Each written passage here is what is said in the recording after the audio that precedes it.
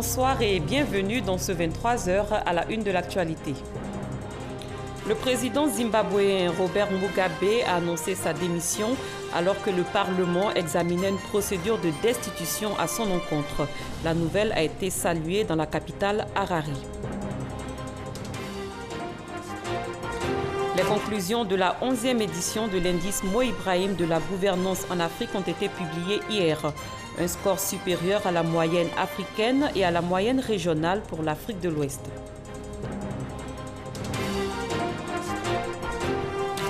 « 155 Ivoiriens bloqués en Libye ont regagné Abidjan hier. Cette opération s'inscrit dans le cadre du retour volontaire en Côte d'Ivoire de personnes en situation d'extrême détresse. Merci de nous rejoindre pour cette demi-heure d'information. Après 37 ans au pouvoir, le président du Zimbabwe, Robert Mugabe, a démissionné, alors même que le Parlement examinait une procédure de destitution contre le dirigeant âgé de 93 ans. L'annonce de sa démission a été applaudie dans la capitale Harare. Alexis Ouedraogo. Une décision motivée par le désir d'assurer un transfert du pouvoir sans problème au Zimbabwe. C'est la raison émise pour la démission ce mardi de Robert Mugabe. Le président zimbabwéen a remis sa démission après 37 ans de pouvoir. L'annonce a été faite par le président de l'Assemblée nationale lors d'une session extraordinaire du Parlement à Harare. La réunion débattait de sa destitution. Moi, Robert Mugabe, remets formellement ma démission de président de la République du Zimbabwe avec effet immédiat. J'ai choisi volontairement de démissionner. Cette décision a été motivée par mon désir d'assurer un transfert du pouvoir sans problème, pacifique et non violent. L'annonce de la démission a été saluée dans la capitale. Depuis le coup de force de l'armée il y a une semaine provoqué par la révocation du vice-président Emmerson Mnangagwa, le président Mugabe avait perdu 1-1 ses soutiens. Robert Mugabe, héros de la guerre d'indépendance, était le plus vieux dirigeant en exercice de la planète. On connaît depuis hier les conclusions de la 11e édition de l'indice Mo Ibrahim de la gouvernance en Afrique. Elles ont été publiées hier à Dakar. Avec un score de 54,2 sur 100, la Côte d'Ivoire se classe 20e sur 54 pays en Afrique en matière de gouvernance globale. Un score supérieur à la moyenne africaine et à la moyenne régionale pour l'Afrique de l'Ouest. La Côte d'Ivoire a réalisé son meilleur score de catégorie en sécurité et état de droit, 58,9 sur 100, et son score le plus faible en développement économique durable, 50 sur 100. Cette performance est saluée par Mo Ibrahim, fondateur et président de la Fondation Mo Ibrahim, qui a déclaré que l'indice 2017 montre que la gouvernance globale continue de progresser sur le continent africain. Parlons migration irrégulière. 155 Ivoiriens en situation de détresse en Libye sont de retour depuis hier à Abidjan. Cette opération de retour volontaire des migrants est initiée par le ministère de l'Intégration africaine et des Ivoiriens de l'extérieur en collaboration avec l'Organisation internationale pour les migrations. Notons qu'à ce jour, 1300 migrants sont rentrés au pays. Gabriel Zani.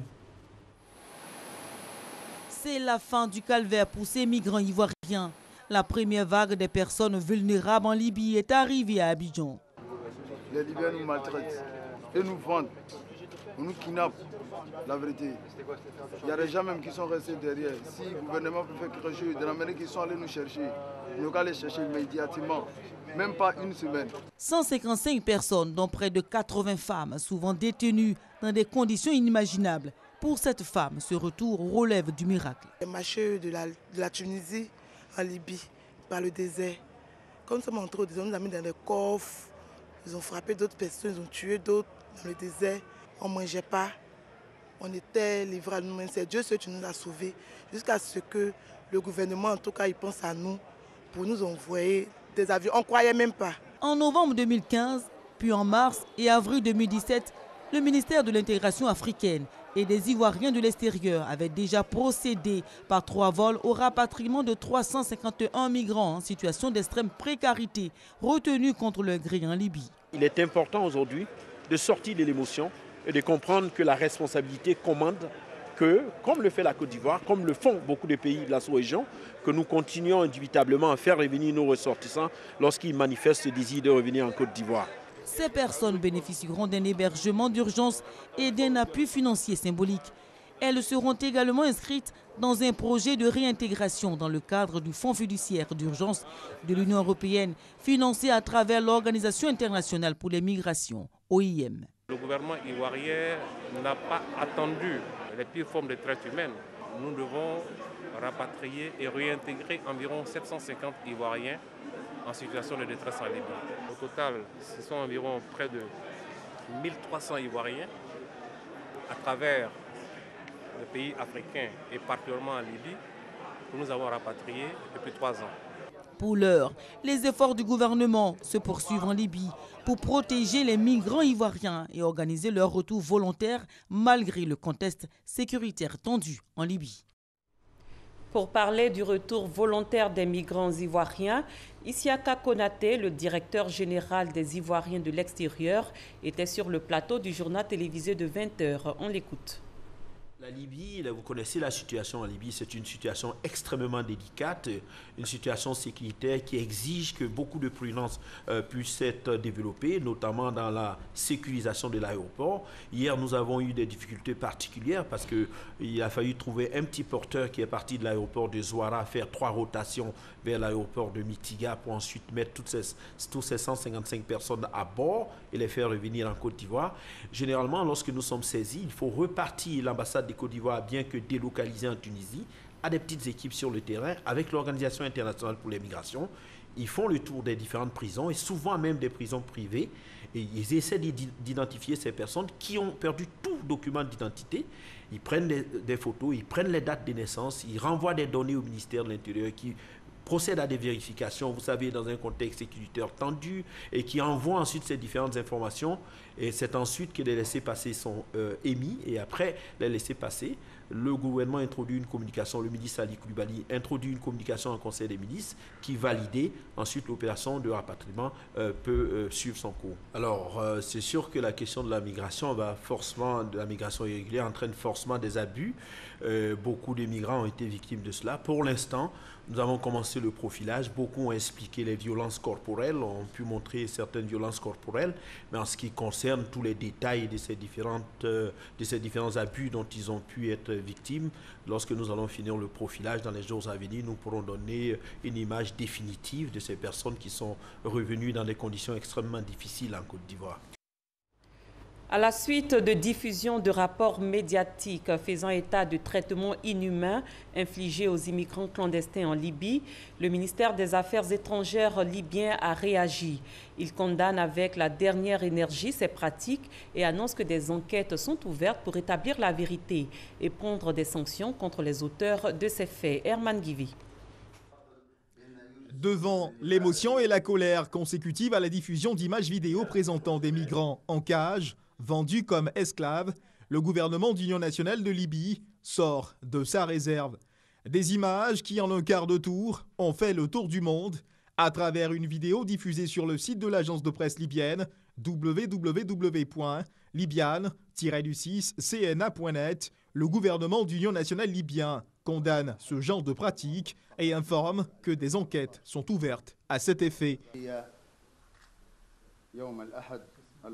Le ministère des Affaires étrangères exprime son refus catégorique et condamne fermement ce genre de pratiques inhumaines, contraires à la culture et aux valeurs du peuple libyen, tout en confirmant que les informations qui sont diffusées à cet effet dans les masses médias sont l'objet d'enquêtes ouvertes par les instances libyennes compétentes. Et si la vérité de ces prétentions est confirmée, les auteurs et les complices seront poursuivis et punis.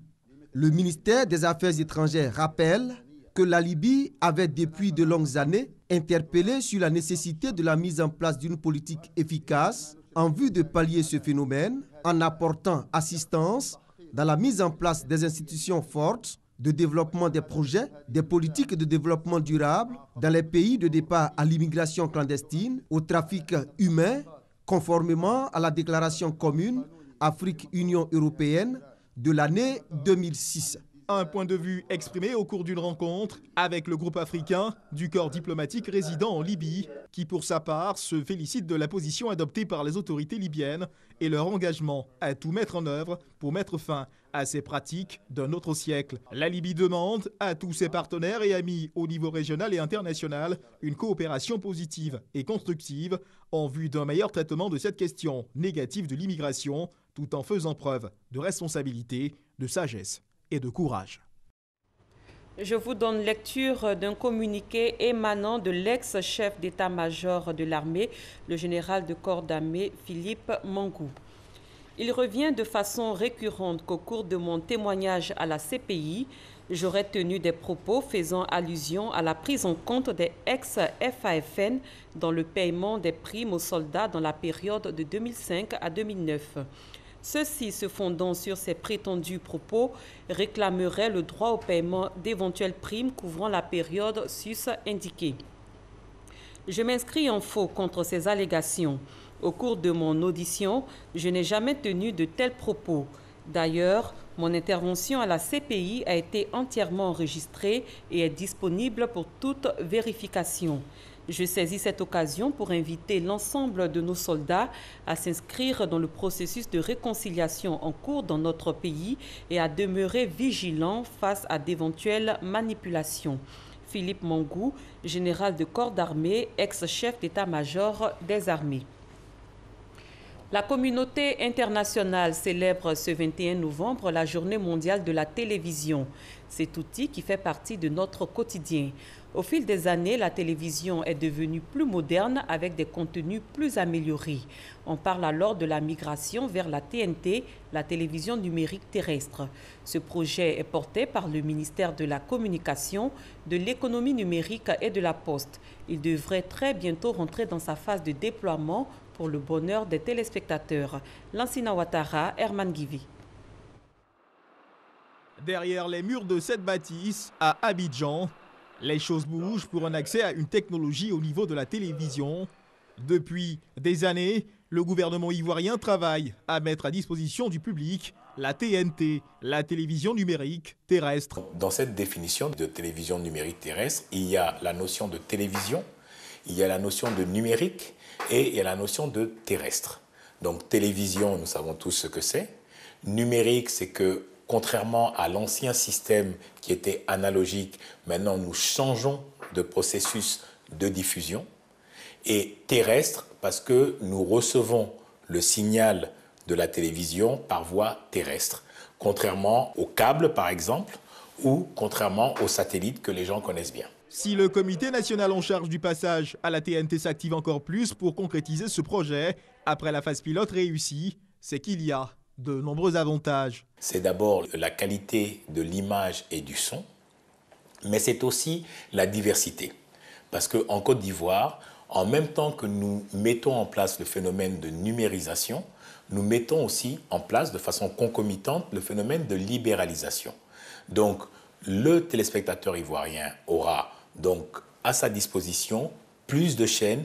Déjà, avec ces nouvelles chaînes, c'est, on va dire, presque mécaniquement, c'est plus de programmes qui seront commandés au paysage audiovisuel en entier. Donc, les réalisateurs vont avoir plus de travail, les éclairagistes vont avoir plus de travail, les preneurs de son, les scénaristes et tous les métiers qui tournent autour de ce paysage audiovisuel. Mais pour profiter à fond de cette technologie, il faudra des équipements aux normes retenues par les instances internationales.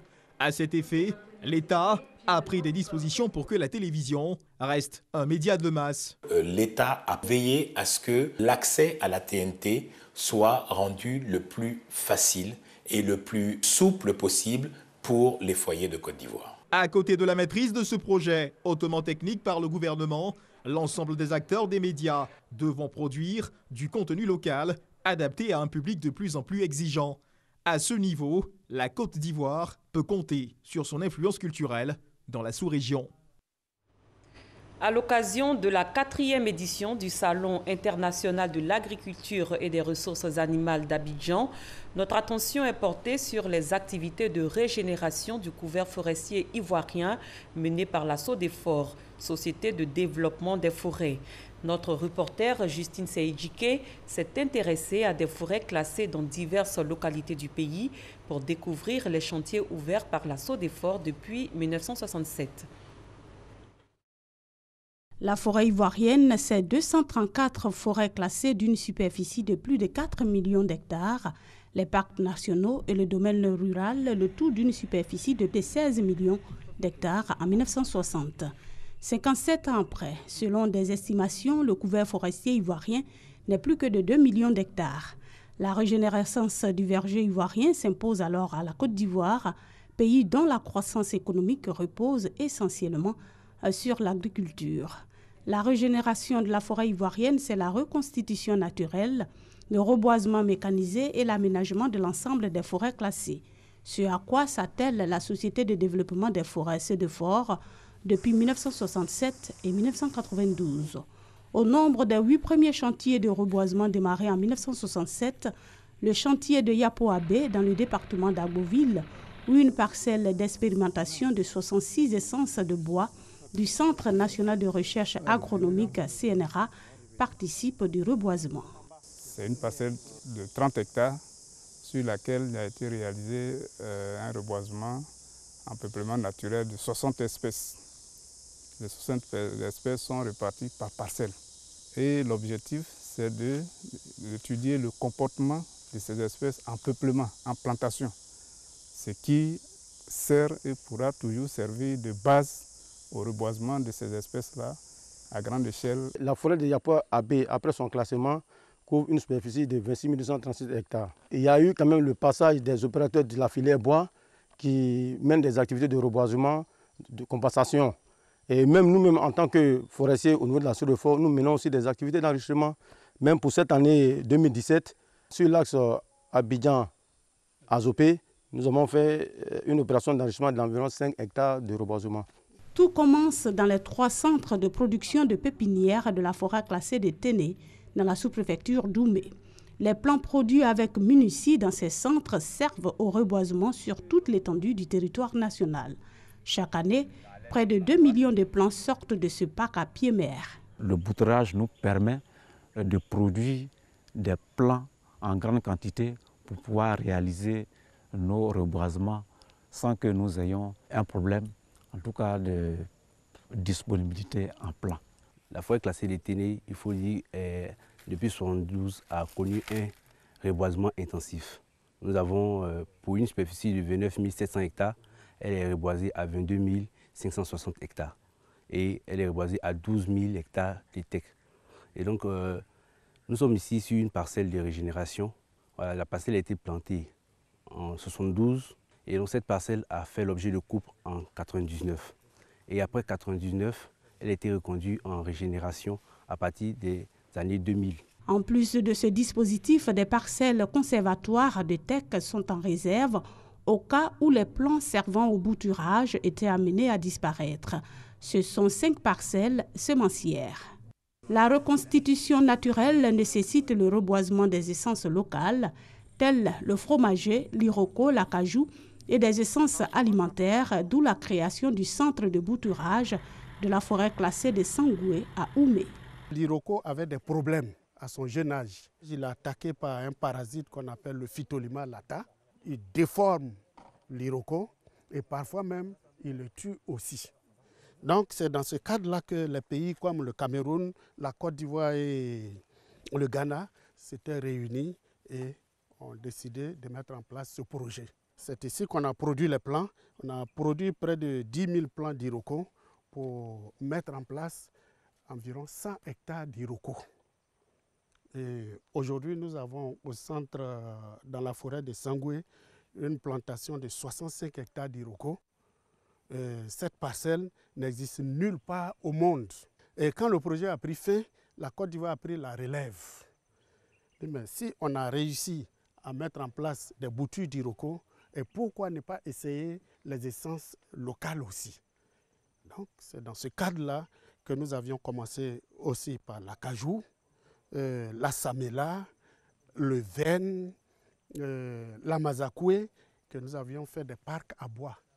Et ces parcs à bois, aujourd'hui, nous permettent de produire des boutures de ces plans-là, de ces essences-là aussi. Ce centre a permis la réalisation d'un projet pilote de planting de 200 pieds de fromager sur une superficie d'1 hectare depuis 2015, projet qui devra s'étendre aux zones forestières en vue de la préservation de ces essences et de la reconstitution de ces forêts. Une autre forme de reboisement expérimentée sur le chantier de Sangoué, c'est le système Tangia, qui consiste à associer les cultures vivrières ou pérennes au plan forestier. Après le défrichement, on est rentré en contact avec les paysans qui sont en quête de terres cultivables. C'est ceux-là, en général, qui dégradent la forêt. Donc, au lieu de les laisser aller dégrader les lambeaux de forêt qui sont ailleurs, on leur a demandé de venir s'associer à nous pour pouvoir nous aider à faire ce travail. Et ça nous permet de contribuer au développement de la forêt et à la conservation, à la protection de la forêt. Depuis 1966, la création et la gestion de plantations forestières à Palazzo de Fort lui permettent de reboiser 5000 hectares de superficie par an, œuvrant ici pour la reconstitution du verger ivoirien. Le Sahara 2017 table également sur la transformation structurelle de l'économie agricole. Ce samedi, le ministre des Ressources animales et halieutiques Kobenan Kwasi Adjoumani a visité des stands dont celui du Burkina Faso. Ce pays a apporté des techniques innovantes de transformation de l'alimentation du bétail au Sahara. Gabriel Zani. Le Sahara constitue à n'en point douter un instrument de coopération sud-sud. Un entrepreneur burkinabé présente aux visiteurs des broyeurs polyvalents. Ces machines, à la limite du traditionnel et du moderne, sont conçues pour broyer tous les rejets d'une récolte à l'effet de produire de la nourriture pour le bétail. Nous avons mis à la disposition de ces producteurs-là des technologies pour transformer tout ce qui est sous-produit agricole qu'ils laissaient dans les champs. Avec ces outils, nous allons éliminer certains facteurs sociaux qui existent entre les agriculteurs et les éleveurs de temps en temps, qu'il y a des petits conflits. Le ministre ivoirien des Ressources animales et halieutiques trouve la mécanisation intéressante pour les agriculteurs ivoiriens. Nous allons nous inspirer de leur modèle pour asseoir aussi la même chose en Côte d'Ivoire. Nous allons négocier avec nos exploitants et, si possible, engager un partenariat avec ces techniciens. Il suffit seulement d'envoyer nos jeunes pour être formés ou bien de les envoyer ici pour former nos jeunes pour qu'on puisse en disposer. Le Burkina Faso, qui a déjà opté pour la mécanisation de l'agriculture, souhaite un partenariat durable avec la Côte d'Ivoire. Le Sahara, tribune d'échange de technologies, d'expérience, nous avons tenu à venir ici présenter cette technologie. Il faut qu'effectivement nous puissions développer et partager nos expériences. Un partenariat pour booster la mécanisation de l'agriculture rendrait le secteur plus attractif. Autre chose à présent, la Convention de la société civile ivoirienne a élaboré un projet de suivi indépendant et participatif des projets issus du contrat de désendettement et de développement C2D. Ce projet a été officiellement lancé aujourd'hui. Il vise à s'assurer de la réalisation des projets et à évaluer leur impact sur les populations bénéficiaires. Lancine Bakayoko. Tous les projets financés dans le cadre du contrat de désendettement et de développement sont orientés vers les secteurs prioritaires en lien avec le bien-être des populations cibles. Les fruits ne tiennent pas toujours la promesse des fleurs. Je prends l'exemple du CAFOP de Mans qui doit être réhabilité, n'a pas encore connu un début de réalisation. L'hôpital qui doit être réhabilité n'a pas encore connu un début de réhabilitation. Voilà qui justifie en partie le suivi indépendant et participatif des projets issus du contrat de désendettement et de développement. Ce suivi indépendant vise en effet à vérifier l'effectivité des différents projets financés par ce dispositif bilatéral ivoiro-français. Un projet initié par la Convention de la société civile ivoirienne. Nous avons mis en œuvre le projet pour accompagner le gouvernement dans la mise en œuvre des projets du CD2 pour voir ce qui se passe, sensibiliser la population sur ce qui est fait pour elle. Par cette action, la société civile est bien dans sa mission, d'autant qu'elle a pris part à la signature du deuxième CDD entre Abidjan et Paris. Les sociétés civiles françaises et ivoiriennes font partie du comité d'orientation stratégique du C2D. Donc, par ce biais-là, nous voulons que la population, les bénéficiaires finaux, aient une voix et puissent être acteurs majeurs dans la mise en œuvre du C2D. Les domaines choisis par le CDD sont entre autres l'éducation, la santé, l'agriculture, l'eau, l'assainissement et les infrastructures routières. Le président du Conseil économique et social portugais effectue en Côte d'Ivoire une visite d'amitié et de travail de 3 jours. Visite initiée par le président du Conseil économique, social, environnemental et culturel de Côte d'Ivoire, Charles Kofi Dibi. Elle a pour but de renforcer la coopération entre les deux institutions. Sidonie Davila. C'est en plénière ce mardi que Charles Kofi Dibi et son homologue portugais António Correa de Campos, président du Conseil économique et social du Portugal, ont réaffirmé leur volonté de travailler au rayonnement de leurs institutions respectives. Votre visite s'inscrit dans la nécessité de renforcer des liens privilégiés entre nos deux institutions et mutualiser nos efforts et nos moyens afin d'adresser des sujets d'intérêt commun. J'appelle de tous mes voeux une coopération véritable, renforcée entre nos deux institutions. Comment fonctionne l'institution sœur du Portugal? La question a été au cœur des échanges entre António Correa de Campos et les membres du Conseil économique, social, environnemental et culturel. Les relations que j'ai avec mon collègue sont non seulement des rapports techniques ou professionnels, sont aussi des rapports d'amitié qui vont aider à cimenter les rapports futurs. Parce que ça ne se termine pas ici. J'ai eu le plaisir d'inviter Monsieur le Président à une visite à Lisbonne et j'espère que cette visite pourra continuer les discussions. António Correa de Campos est en Côte d'Ivoire pour un séjour de 3 jours à l'invitation de Charles Kofi Dibi, président du Conseil économique, social, environnemental et culturel. Au terme de leur rencontre, les deux parties, à travers la signature d'une convention de coopération, se sont engagés à coopérer pour une convergence de vues au sein des instances internationales afin d'élargir le cadre de concertation. Dans le domaine de la santé, 500 personnes bénéficient depuis hier d'une chirurgie de la cataracte à l'hôpital général d'Adjamé. C'est une initiative du ministère de la Santé et de l'Hygiène publique en collaboration avec des ONG ivoiriennes et tunisiennes. Cette campagne de dépistage et de chirurgie gratuite est à sa 5e édition. Elle prend fin dimanche prochain. Fidèle Aigné, Serge Coléa. En 2010, Déa souffre de la cataracte. L'intervention chirurgicale pour retrouver une meilleure vue coûte 300 000 francs CFA l'œil. Faute de moyens, il traîne son mal jusqu'en janvier 2017 avant de bénéficier d'une opération gratuite grâce à l'ONG Nadir Abassar. Ils m'ont opéré. Je vous dis que je vois mon résultat est vraiment propre. Avec l'autre droite, j'ai fait du 10 sur 10 avec l'implant qu'on m'a mis. En Côte d'Ivoire, chaque année, plus de 70 000 personnes sont dépistées. Chantal en faisait partie avant son opération. La maladie, là, ça a trop duré sur moi. Je suis au milieu de mes camarades, là, ça me fait honte. Aujourd'hui, Dieu m'a sauvé, mes yeux sont ouverts. Cette série d'opérations gratuites vient comme un soulagement pour les nombreuses victimes de la cataracte. La cataracte est une maladie cécitante, ça veut dire qu'elle rend le malade aveugle. Après une intervention d'une quinzaine de minutes, retrouve la vue et puis il peut reprendre une activité normale au sein de la société. Perdre la vue, c'est comme perdre une partie, c'est comme perdre sa vie.